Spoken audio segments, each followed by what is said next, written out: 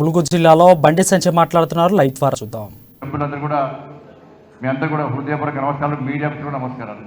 అదేవిధంగా ఈ సెంటర్ హాల్లో ఉన్నటువంటి వెంకటాపూర్ ములుగు మండలాల కార్యకర్తలకు, అర్చనుడి గోవిందరావుపేట, మంగపేట్ ఉన్నటువంటి కార్యకర్తలందరూ కూడా, అదేవిధంగా రైట్ సైడ్ ఉన్నటువంటి కన్యాగూడెం, కొత్తగూడ, గంగారం, అదేవిధంగా ఏటూరు నాగారం, తాడ్వై మండల కార్యకర్తలకు అందరూ కూడా హృదయపూర్వక నమస్కారాలు.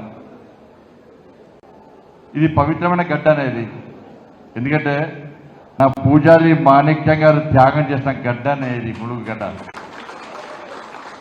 ఈ గడ్డ మీద గతంలో కాషాయ జెండా ఎగిరించాలి, ఒక లక్ష్యం, ఒక ఆశయం. ఎర్ర జెండా గాళ్ళ చేతిలో ఇలా నక్సలైట్ వార్నింగ్ ఇచ్చిన మన పూజారి మాణిక్యానికి, ఏ బిడ్డ నువ్వు ఈ ములుగు గడ్డ మీద ఈ ప్రాంతంలో కాషాయ జెండాను ఎగిరేసే ప్రయత్నం చేస్తే నిన్ను హతమార్చమని వార్నింగ్ ఇచ్చిన నక్సలైట్ గుండాలు నా పూజారి మాణిక్యానికి. నా పూజారి మాణిక్యం వల్ల పారిపోలేదన్న, భయపడి హైదరాబాద్ వ్యాపారం చేసుకోలేదన్న, దుబాయ్ పోలే, మస్కట్ పోలే, అమెరికా పోలే, లండన్ పోలే అన్న, వరంగల్లో వ్యాపారం చేసుకోలే అన్న. నా లక్ష్యం ఈ గడ్డ మీద కాషాయపు జెండా రెప్పరెప్పలాడించబడే లక్ష్యం అని చెప్పి నక్సలైట్లు వార్నింగ్ ఇచ్చినా కూడా చంపుతామని చెప్పి టైము డేటు డిసైడ్ చేసినప్పుడు కూడా ఇక్కడ భయపడలే నన్న పూజారి మాణిక్యం. నక్సలైట్లు బాడీలో బుల్లెట్ తింటూ కూడా భయపడి పారిపోలేన పూజారి మాణిక్యం.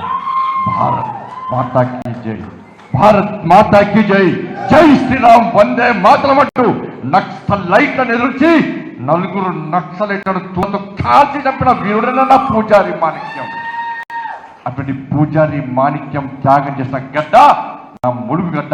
ఈ రోజు ఈ కాషాయపు జెండాలు ఇస్తుంటే, కాషాయం అంతా ఈ ములుగు ప్రాంతం అంతా కాషాయమై ఇస్తుంటే చాలా గర్వం ఇస్తుందన్న. మా పూజారి మాణిక్యం దేనికోసం త్యాగం చేసిండో ఆ త్యాగం నెరవేరబోతుందన్న ఆశ ఇప్పుడు వచ్చిందన్న. మాకు ఇక్కడ నలుగురిని ఎంత మార్చిందన్న, భయపడి పారిపోలేన్న. నిజంగా మీ హ్యాట్స్ ఆఫ్ అన్న మీ అందరికి. ములుగులో నెక్స్ట్ బీజేపీ అనేది లేదు, ఏ పార్టీకి సంబంధం లేదు. ఏ పార్టీ ఉంటుందని ఉంటుందా?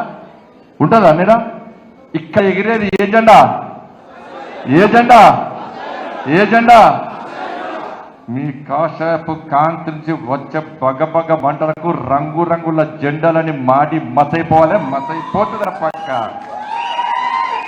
ఇంత పెద్ద సంఖ్యలో కార్యకర్తలు అవడం నిజంగా చాలా నాకే పరిచయం అనిపిస్తుంది అన్న. అందుకే ఏ సర్వేలు చూసినా కూడా, ఏ సర్వేలు చూసినా, లాస్ట్ కేసీఆర్ సర్వే చూసినా కూడా చెప్తాను, అదే రైట్ చెప్పి అందుకే ఇక్కడ మధ్యలో లాస్ట్ అంతా కూడా ఏ సర్వేలు చూసినా కూడా లాస్ట్ కేసీఆర్ సర్వే బీజేపీ అంటున్నారు, ములుగు గెలిచేది బీజేపీ అంటున్నారు. ఎక్కడ గెలిచిన ఏ ఎలక్షన్ జరిగిన కూడా ఇలా రాబోయే ఎన్నికల్లో ఎట్టి పట్ల భారతీయ జనతా పార్టీకి ప్రజలందరూ ఆశీర్వాదం ఇస్తున్నారు, అవకాశం ఇస్తున్నారు. అన్ని పార్టీలకు అవకాశం ఇచ్చాం, ఈసారి బీజేపీకి అధికారం ఇద్దామని చెప్పి ప్రజలు ఆలోచిస్తున్నారు, అవకాశం ఇవ్వబోతున్నారని చెప్పి ఏ సర్వే చూసినా కూడా సర్వే రిపోర్ట్లు మనకు అనుకూలంగా రావడంతోనే కేసీఆర్ కుటుంబానికి డప్పులు కొడుతున్నాయన్న, దోసుకుంటున్నా మనల్ని కేసీఆర్. ఈ ములుగుకి ఏం చేసిండన్న? ములుగును ప్రత్యేక జిల్లా చేసిండన్న. ఈ ములుగు కేంద్రాన్ని మున్సిపాలిటీ చేసిండా అన్న? అరే ఇక్కడ ఆర్టీసీ డిపో ఉందా అన్న? ఇక్కడ రియాన్ ఫ్యాక్టరీ తెలిసిండా అన్న? తెలంగాణ రాకముందు రియాన్ ఫ్యాక్టరీ ఉందన్న, తెలంగాణ వచ్చాక రియాన్ ఫ్యాక్టరీ మూతపడ్డదన్న. తెలంగాణ రాకముందు నిజాం ఫ్యాక్టరీ ఉందన్న, తెలంగాణ వచ్చాక నిజాం ఫ్యాక్టరీ మూతపడ్డదన్న. మన నరేంద్ర మోడీ గారేమో మూతపడ్డటువంటి రామగుండం ఎరువుల కర్మాగారాన్ని తెరిపించిన మహానుభావుడు నా నరేంద్ర మోడీ, మా నరేంద్ర మోడీ, మన నరేంద్ర మోడీ. నేను చెప్పిన నిజాం షుగర్ ఫ్యాక్టరీని ఎట్టి పట్ల భారతీయ జనతా పార్టీ ప్రభుత్వం తెలంగాణలో వస్తుంది, పక్కా తెరిపిస్తామని చెప్పిన మొన్న పాదయాత్ర సందర్భంగా. రే అప్పటి వరకు అవసరం లేదు కేసీఆర్, నువ్వు నివేదికలు తయారు చేసినాకి ఇప్పుడే తెరిపిస్తా నిజాం షుగర్ ఫ్యాక్టరీ అని చెప్పి అక్కడ మాట ఇచ్చినా కేసీఆర్ సపోర్ట్ చేస్తలేడన్నా. నేను ఇప్పుడు చెప్తున్నా, ఇక్కడ భారతీయ జనతా పార్టీ ప్రభుత్వం పక్కా వస్తుందన్నా. వచ్చిన తర్వాత ఈ రియాన్ ఫ్యాక్టరీని ఎట్లా తెరిపించాలో అట్లా తెరిపిస్తాం. 5,000 మంది పొట్ట కొడుతున్నా మూర్ఖుడు రాష్ట్ర ముఖ్యమంత్రి. 5,000 మంది పొట్ట కొడుతున్నారు. ఉద్యోగాలు రావనలేదు మీ అందరికీ? ఉద్యోగాలు రావనా లేదా అన్న? రైట్ సైడ్ కూర్చొని రావనా లేదా? లెఫ్ట్ సైడ్ కూర్చొని రావనా లేదా? పక్క రావాలి కదా. ఇక్కడ యువతకు ఉద్యోగాలు రావాలంటే ఈ తెలంగాణ రాష్ట్రంలో భారతీయ జనతా పార్టీ ప్రభుత్వం రావాలే. ఈ ములుగు నియోజకవర్గంలో భారతీయ జనతా పార్టీ ప్రభుత్వం పక్కా రావాలా లేదా? ఇక్కడ గిరిజన యూనివర్సిటీ వెళ్తామంటే భూములు ఇస్తున్నాడు, కేంద్రం ఇచ్చే పైసలు మాత్రం మొత్తం చంపుకోబోతున్నాడు రాష్ట్ర ముఖ్యమంత్రి. ఇలా గ్రామ పంచాయతీగా మార్చిన తప్ప తండాలను కనీసం ఒక్క పైసా ఇస్తున్నాడన్న. గిరిజన రిజర్వేషన్ సీమని చెప్పినాం, ముస్లిం రిజర్వేషన్తో బిల్లు పంపిన ఢిల్లీకి. నీకు దమ్ముంటే గిరిజన యువకుల ప్రేమ ఉంటే వాళ్ళ భవిష్యత్తులు బాగుపడాలని చెప్పి నీకు ఆలోచన ఉంటే ప్రత్యేక ఆర్డినెన్స్ తీసుకొచ్చి గిరిజన రిజర్వేషన్ బిల్లును నువ్వు అమలు చేసే విధంగా నువ్వు ఎందుకు ప్రయత్నం చేస్తావు రాష్ట్ర ముఖ్యమంత్రి చెప్పాలి. ఇలా ఏ గిరిజన ప్రాంతం కూడా కనీసం అభివృద్ధి చేసుకోవట్లేదు. తండాలన్నీ ఇంకా ఘోరమైన పరిస్థితులు ఉన్నది. ఎక్కడ కనీసం రోడ్లు అన్న ఇక్కడ రాయగూడ నుంచి కేవలం భూపాలపట్నం వరకు కేవలం కేంద్ర ప్రభుత్వం ఇచ్చిన రోడ్డు తప్ప ఒక్క రోడ్డు కూడా వేసిన పాపాన పోలేదన్న విషయాన్ని ఒక్కసారి గుర్తుంచుకోండి. పోడు భూముల సమస్య పరిష్కరిస్తాడు, చేసుకొని కూర్చుంటున్నాడు. కానీ పోడు భూముల సమస్యను పరిష్కరించే ఆలోచన రాష్ట్ర ముఖ్యమంత్రి బాలింతలు తీసుకుపోయి అరెస్ట్ చేసిన పోడు భూముల సమస్యను కొట్టాడితే నేను పోయినా గుర్రంపోడు వేయమన్నా. గుర్రపొడుకు నేను యువమోర్చా కార్యకర్తలు భారతీయ జనతా పార్టీ కార్యకర్తలు నాయకులు పోతే ఇలా బీఆర్ఎస్ పార్టీ నాయకులు ప్రభుత్వం పోలీసుల ద్వారా లాఠీ చార్జ్ చేయించిన గురగుర విడిచిపోయిందన్న. 30 మంది 40 రోజుల పాటు జైల్లో ఉన్నా మీకోసం. ఇలా ద్రౌపది ముర్మును రాష్ట్రపతి చేయని నరేంద్ర మోడీ గారు భావిస్తే గిరిజనులకు రాష్ట్రపతి అయ్యే హోదా లేదు, వాళ్ళకి అవకాశం ఇయ్యం, వాళ్ళ స్థాయి కాదని చెప్పి మూర్ఖుడు రాష్ట్ర ముఖ్యమంత్రి మన ద్రౌపది ముర్మును ఓడగొట్టడానికి వేల కోట్ల రూపాయలు ఖర్చు పెట్టి గిరిజన ద్రోహిగా మారిన మూర్ఖుడు ఈ రాష్ట్ర ముఖ్యమంత్రి అన్నారు. ఈ రాష్ట్ర ముఖ్యమంత్రికి మళ్ళీ అవకాశం ఇద్దామన్నా, ఒక్కసారి ఇద్దామన్నా. బిడ్డ ఉరికిస్తాం కేసీఆర్, ఉరికిస్తాం బిడ్డ. నేను ఏముందన్న కేసీఆర్ తెలంగాణ రాష్ట్రం ఏర్పడ్డ సమయంలో కేసీఆర్ హైదరాబాద్లో నంది నగర్లో ఒక చిన్న ఇంట్లో ఉండేవాడు అన్న. కేసీఆర్ బిడ్డ ఒక అపార్ట్మెంట్ లో ఉండేదన్న. కేసీఆర్ బిడ్డ ఎట్లొచ్చినాయన్న పైసలు కేసీఆర్కి ఇన్ని వేల కోట్ల రూపాయలు, ఇన్ని వందల ఎకరాలు వేల ఎకరాల పై భూములు ఎక్కడికి వచ్చినాయన్న కేసీఆర్కు. ఎవని అయ్యేతో మరి కేసీఆర్ దమ్మకపోయింది. అరే డబుల్ బెడ్రూమ్ కేసీఆర్ అని చెప్పి గిరిజన యువత గిరిజన పేద ఆలోచిస్తుంటే డిమాండ్ చేస్తుంటే డబుల్ బెడ్రూమ్లో పైసలు ఇవ్వట కానీ కేసీఆర్ బిడ్డ 100 కోట్లు దొబ్బిపోయి దొంగసార దంద చేయడానికి మాత్రం పైసలు ఉన్నాయట. ఇంటికో ఉద్యోగం ఇస్తాను కేసీఆర్, నా తమ్ముళ్లకు ఉద్యోగం, నిరుద్యోగ బుద్ధి అని కేసీఆర్ డిమాండ్ చేస్తే ఇలా నిరుద్యోగ యువతకు ఉద్యోగాలు ఇచ్చే పరిస్థితి లేదు, నిరుద్యోగ బుద్ధి ఇచ్చే పరిస్థితి. కానీ వేల కోట్ల రూపాయలు పెట్టి విదేశాల్లో పెట్టుబడి పెట్టి దందా చేసేటువంటి దానికి మాత్రం పైసలు ఉన్నాయటన్న కేసీఆర్ దగ్గర. రుణమాఫీ అయ్యి కేసీఆర్ అంటే పైసలు లేవట కానీ అడ్డగోలుగా సంపాదించి ఫామ్ హౌస్లు, విల్లాలు, దుబాయ్లో మస్కట్లో పెద్ద పెద్ద బిల్డింగ్లు ఉండడానికి మాత్రం కేసీఆర్ కుటుంబం దగ్గర పైసలేట. ఒక్కసారి ఆలోచించండి. అరే కేసీఆర్ కుటుంబం ఏ విధంగా లక్షాధికారి కోటీశ్వర్లు అవుతున్నారు, ఈ తెలంగాణ రాష్ట్ర ప్రజలు ఎందుకు బికారిగా అవుతారో ఒక్కసారి ఆలోచించండి. వాళ్ళ నరేంద్ర మోడీ ప్రభుత్వం ఈ దేశంలో భారతీయ జనతా పార్టీ ప్రభుత్వం ఏర్పడిన తర్వాత 12 మంది ఎస్టీ సామాజిక వర్గానికి సంబంధించిన ఎంపీలను మంత్రులు చేసిన ఘనత నా నరేంద్ర మోడీ ప్రభుత్వాన్ని, మన నరేంద్ర మోడీ ప్రభుత్వం అన్న విషయాన్ని ఒక్కసారి గుర్తుంచుకోండి. ద్రౌపది ముర్మును చేస్తామన్నా ఈ రాష్ట్ర ముఖ్యమంత్రి మూర్ఖుడు అన్న. కేవలం కూర్చోండి అడగండి, తర్వాత పోయి ప్లీజ్ ఏం కాదు అక్కడ కూర్చోండి. ఇలా గిరిజన ద్రోహిగా మనటువంటి మూర్ఖుడు ఈ రాష్ట్ర ముఖ్యమంత్రి. ఇటువంటి పరిస్థితుల్లో ఈ తెలంగాణ రాష్ట్రంలో ఏ సమస్య వచ్చినా కూడా, ఏ ఇబ్బంది వచ్చినా కూడా ఇలా భారతీయ జనతా పార్టీ మీకైనా అనేక సందర్భాలు డిమాండ్ చేసినాం. రాష్ట్ర ముఖ్యమంత్రి నీకు సిగ్గు శరం ఉంటే, నువ్వు గిరిజన బాంధవుని అయితే, గిరిజనుల పట్ల నీకు చిత్తశుద్ధి ఉంటే, ప్రేమ అభిమానం ఉంటే, బీఆర్ఎస్ పార్టీ ప్రభుత్వం తెలంగాణ రాష్ట్రంలో ఏర్పడ్డ తర్వాత ఎన్ని సంవత్సరాలు గిరిజనుల అభివృద్ధి కోసం, గిరిజన ప్రాంతాల అభివృద్ధి కోసం నువ్వు ఎన్ని కోట్ల రూపాయలు ఖర్చు చేసావో, నీకు దమ్ముంటే, నీకు నిజాయితీ ఉంటే వెంటనే శ్వేతపత్రం విడుదల చేయి. అప్పుడే గిరిజన ప్రజలు నమ్ముతారు తప్ప నేను ఎవరు నమ్మి ఇంకోసారి మోసపోరన్న విషయాన్ని ఒక్కసారి రాష్ట్ర ముఖ్యమంత్రి గుర్తుంచుకోవాలి. నా నరేంద్ర మోడీ ప్రభుత్వం ఈ తెలంగాణ రాష్ట్ర అభివృద్ధికి కట్టుబడింది. నరేంద్ర మోడీ గారు అభివృద్ధి కట్టుబడినారు, అభివృద్ధి చేయడానికి సిద్ధంగా ఉన్నారు. కానీ రాష్ట్ర ముఖ్యమంత్రి అభివృద్ధికి సహకరిస్తలేడు. అభివృద్ధి చేయాలని చెప్పి రాష్ట్ర ముఖ్యమంత్రికి లేదు. ఇలా అభివృద్ధి చేస్తే మోడీ గారికి పేరు వస్తుందని చెప్పి రాష్ట్ర ముఖ్యమంత్రి అభివృద్ధి గురించి మాట్లాడకుండా ఇవాళ కేవలం మోడీ గారిని తిట్టడం, కేంద్ర ప్రభుత్వాన్ని తిట్టడమే పనిగా పెట్టుకొని భక్తులు రాజకీయాలు చేస్తుండే తప్ప కనీసం తెలంగాణ అభివృద్ధి గురించి పట్టించుకున్న పాపన పోలే.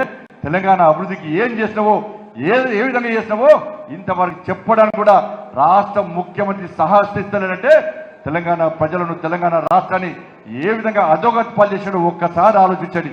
5 లక్షల కోట్ల అప్పు చేసిందన్న.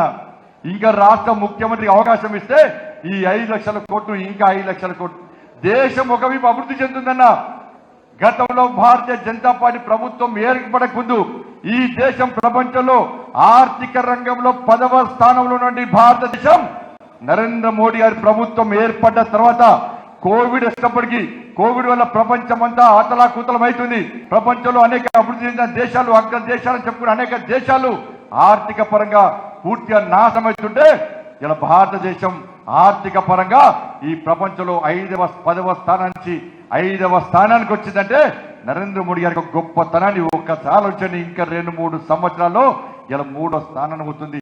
2040లో భారతదేశానికి స్వాతంత్రం వచ్చి 100 సంవత్సరాలు పూర్తి చేస్తున్న తరంలో ఈ దేశం ఆర్థికంగా అభివృద్ధి చెందిన దేశంలో నెంబర్ 1 స్థానానికి పోతుందంటే ఒక్కసారి ఆలోచన. నరేంద్ర మోడీ గారి ఫ్యూచర్ ప్లాన్ ఏంది, రాబోయే రోజుల్లో ఈ దేశాన్ని ఏ విధంగా శక్తివంతమైన భారతదేశంగా నిర్మాణంగా తయారు చెప్పి ఆలోచిస్తుండో ఒక్కసారి ఆలోచించిన. దేశం అభివృద్ధి బాటలో పోతుంటే తెలంగాణ రాష్ట్రాన్ని రాష్ట్ర ముఖ్యమంత్రి మూర్ఖత్వం వల్ల, అనాలోచిత విధానం వల్ల అధోగతి పాలు చేస్తున్న విషయాన్ని ఒక్కసారి గుర్తుంచుకోవాల్సిన అవసరం ఉంది. ఇలా ఏం మాట్లాడినా కూడా భారతీయ జనతా పార్టీ తిట్టడం, కేంద్రాన్ని విమర్శనం. ఏమన్నంటే భారతీయ జనతా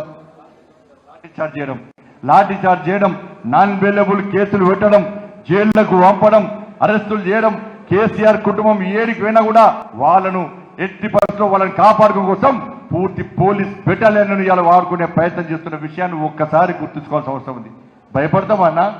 భయపడే పరిస్థితులు ఈ తెలంగాణ రాష్ట్రంలో భారతీయ జనతా పార్టీ కార్యకర్తలకు త్యాగాలు కొత్త కాదన్నా, త్యాగాలు కొత్త కాదన్నా, లాఠీ దెబ్బలు కొత్త కాదన్నా, పోలీస్ కేసులు కొత్త కాదన్నా, జైలు కొత్త కాదన్నా. ఇలా కేసీఆర్ బెంగాల్ తరహా పాలన తెలంగాణ రాష్ట్రంలో కొనసాగించాలని ప్రయత్నం చేస్తుడు. బిడ్డ, ఈ తెలంగాణ రాష్ట్రంలో పేదోళ్ళు ఒక్కటెత్తున్నారు. ఈ పేదోళ్ళు ఒక్కటైతే ఈ పేదోళ్ళందరూ భారతీయ జనతా పార్టీ కార్యకర్తలకు అండగా ఉండబోతున్నారు.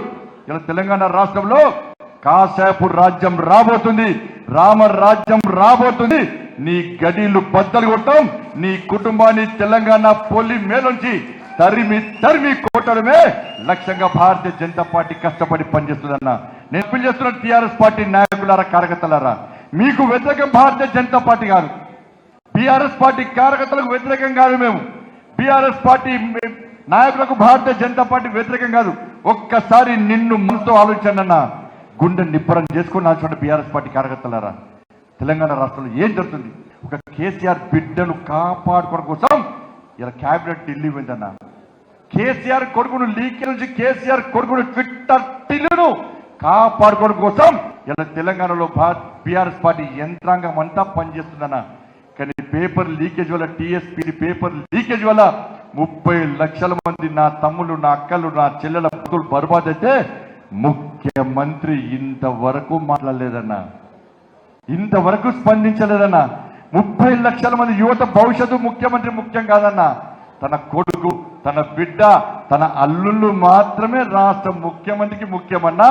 ఆయన సంఖ్యలో కూర్చునే, ఆయన మోడెత్తి నీళ్లు తాగే నాయకులకు ముఖ్యమంత్రికి వంత వాడడము, ముఖ్యమంత్రి చెక్కభజన చేయడం మాత్రమే ముఖ్యం తప్ప 30 లక్షల మంది యువత భవిష్యత్తు వాళ్ళకు ముఖ్యం కాదన్నా. అందుకే అప్పీల్ చేస్తున్నాం, 30 లక్షల యువతకు అప్పీల్ చేస్తున్నాం. రండి, రోడ్డు మీకు రండి. మేము మీకోసం యుద్ధం చేస్తున్నాం, మీకోసం కష్టపడి పనిచేస్తున్నాం. టీఎస్పీఎస్సీలో జరిగిన అన్యాయం విషయంలో భారతీయ జనతా పార్టీ యుద్ధం ప్రారంభించింది. ఇలా ఎట్టి పరిస్థితుల్లో కేసీఆర్ కొడుకును బర్తరఫ్ చేయాలి, కేసీఆర్ కొడుకును బర్తరఫ్ చేయాలి. కేసీఆర్ కొడుకు పోకుంటే మెడలు వట్టి బయటికి నూకాలే, మెడలు వట్టి బయటికి నూకకుంటే నీ కుటుంబాన్ని తెలంగాణ రాష్ట్రం నుంచి ఈ తెలంగాణ ప్రజలే 30 లక్షల మంది యువత మెడలు పట్టుకొని బిల్లా విస్తరించి ఇలా తెలంగాణ పొల్లి మీద నుంచి నూకేసే ప్రయత్నం చేస్తారన్న విషయాన్ని కేసీఆర్ కుటుంబం గుర్తుంచుకోవాలి. అందుకే మేము యుద్ధం చేస్తున్నామన్నా, ఏ సమస్య వచ్చినా మనం ఫైట్ చేస్తున్నామన్నా, ఏ కష్టం వచ్చినా మనం ఫైట్ చేస్తున్నామన్నా. ఈ ములుగు జిల్లాలో జరిగిందన్నా. భారతీయ జనతా పార్టీ ఏ మతానికి కొమ్ము కాదన్నా, ఒక వర్గానికి కొమ్ము కాదన్నా. భారతీయ జనతా పార్టీ మతతత్వ పార్టీ కాదన్నా. భారతీయ జనతా పార్టీ ఈ ములుగులే సాక్ష్యం అన్నా, ఈ ములుగు కేంద్రమే సాక్ష్యం అన్నా. 1994లో ఇండియా గెలిస్తే, ఇండియా పాకిస్తాన్ మ్యాచ్ అయితే ఇండియా గెలిస్తే ఇక్కడ విజయోత్సవాలు జరుపుకునే భారతీయులందరూ కూడా, భారతీయ జనతా పార్టీ కార్యకర్తలు, బజరంగ్ దళ్ కార్యకర్తలు, హిందూ వాహిని కార్యకర్తలు ఇక్కడ విజయోత్సవం భారత జాతీయ పతాకాన్ని ఎగరేసుకొని భారత్ మాతాకి జై అని చెప్పి, ఇండియా జిందాబాద్, భారత్ జిందాబాద్ అని చెప్పి ఈ ములుగు గడ్డ మీద విజయోత్సవం ర్యాలీ ఇస్తే ఏమైందన్నా మొత్తం ఛాందసవాదులు లుచ్చన్న కొడుకులు వచ్చి నా కార్యకర్తలు దాడి చేస్తే ఎక్కడ భయపడలేదన్నా. జాతీయ జెండా చేతిలో పట్టుకొని భారత్ మాతకి జై అని గర్జించి గాండించిన కార్యకర్తల గడ్డ నా ములుగు గడ్డ అన్న. ఆలోచించాలి యువకులు. నేను రెచ్చగొడుతున్నా అంటారు. చెప్పాలన్నా, ఇండియా పాకిస్తాన్ మ్యాచ్ అయితే ఇండియా గెలిస్తే సంబరాలు చేసే పార్టీ కావన్నా, పాకిస్తాన్ గెలిస్తే సంబరాలు చేసే పార్టీ కావన్నా, అలాంటి పార్టీలకు మద్దతు ఇచ్చే బీఆర్ఎస్ లాంటి పార్టీలు కావన్నా తెలంగాణ యువత ఆలోచించాలన్నా. ధర్మం కోసం పనిచేస్తున్నామన్నా ఈ తెలంగాణ రాష్ట్రంలో హిందూ సమాజాన్ని సంఘటితం చేయడానికి పనిచేస్తున్న భారతీయ జనతా పార్టీ, హిందూ సమాజాన్ని ఓటు బ్యాంక్ మార్చడానికి పనిచేస్తున్న భారతీయ జనతా పార్టీ, హిందూ ధర్మ రక్షణ కోసం పనిచేస్తున్న భారతీయ జనతా పార్టీ. 15 నిమిషాలు సమయం ఇస్తే 15 నిమిషాలు సమయం ఇస్తే మీ అందరిని నడిచంతానన్నా, మీ అందరిని నడిచంతానన్నా. భరిద్దామన్నా భరించడానికి భారతీయ జనతా పార్టీ సిద్ధంగా లేదన్నా. తెగించి కొట్లాడతామన్నా, ఉరికిచ్చి కొడతామన్నా, ఒక్కొక్కరిని భరించే లేదన్నా. ఈ సమాజం తెలంగాణలో హిందూ సమాజం జాగృతమైందన్నా. నిన్నగాక మొన్న శ్రీరామనవమి వస్తే ఇలా పాత బస్సులో 2 యువకులను కొట్టినా మొత్తం ఛాందసవాదులు. ఓడి సిటీకి పోయినా నేను, ఓడి సిటీకి భాగ్యలక్ష్మి దేవాలయం దగ్గర పోయినన్నా. ఎవ్వరు సాహసించలేదన్నా, కేవలం భారతీయ జనతా పార్టీ మాత్రమే సాహసించిందన్నా. ఓవైసీ అని ఒక మూర్ఖుడు సవాల్ విసిరినన్నా.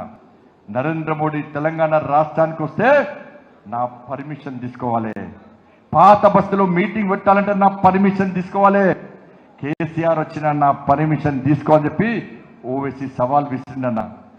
కేసీఆర్ అన్ని మూసుకొని ప్రతిభలో ఉన్నాడన్న. కేసీఆర్ భయపడి గజాయిత వణికిందన్న ఓవైసీకి.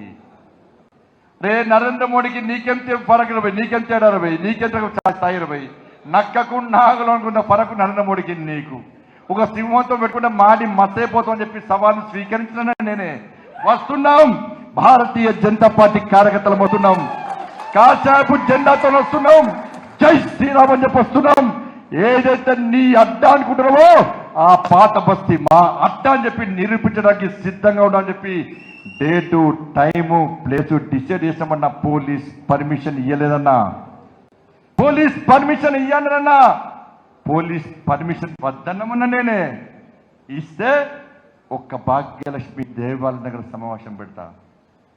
పర్మిషన్ ఇవ్వకుంటే పాత బస్తీలో గల్లీకి సమావేశం పెడతా అని చెప్పి పోలీసులకు వార్నింగ్ ఇస్తామన్నా. Without police permission. అరే దేశంలో, ఈ తెలంగాణ రాష్ట్రంలో నా ధర్మానికి హేళన జరుగుతున్నప్పుడు, నా ధర్మాన్ని కించపరిచే ప్రయత్నం చేస్తున్నప్పుడు, నా హిందూ సమాజాన్ని కులాల పేరుతో, వర్గాల పేరుతో, వర్ణాల పేరుతో చీల్చే ప్రయత్నం చేస్తున్నప్పుడు పోలీస్ పర్మిషన్ తీసుకొని కార్యక్రమాలు చేసే స్థాయి, అటువంటి ఆలోచన భారతీయ జనతా పార్టీకి లేదన్నా. అటువంటి పిరికితనం నా కార్యకర్తలకు లేదన్నా. ధర్మాన్ని రక్షించుకోవడానికి తెగించి కొట్టాడే కార్యకర్తలున్న పార్టీ నా భారతీయ జనతా పార్టీ అన్న. పోయినమన్నా పాత బస్తీకి పోయినమన్నా. భాగ్యలక్ష్మి అమ్మవారి ఆశీర్వాదం తీసుకున్నామన్నా. ఎక్కడ పచ్చ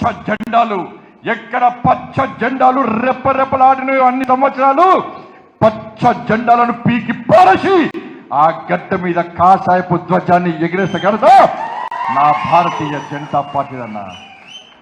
గొడవలు జరుగుతాయి అన్నారన్న. గొడవలు జరుగుతాయి. భారతీయ జనతా పార్టీ పాత బస్సులో మీటింగ్ పెడితే గొడవ జరుగుతాయి, మత పక్షాలు జరుగుతాయి. దీనికి బీజేపీ బాధ్యత వహించాలి చెప్పినా. జరిగినాయన్న? ఎక్కడన్నా జరిగినాయన్నా? నేను చెప్పినా పాత బస్సు పోయి భారతీయ జనతా పార్టీ ఏ మతానికి వ్యతిరేకం కాదు, ఏ వర్గానికి వ్యతిరేకం కాదు.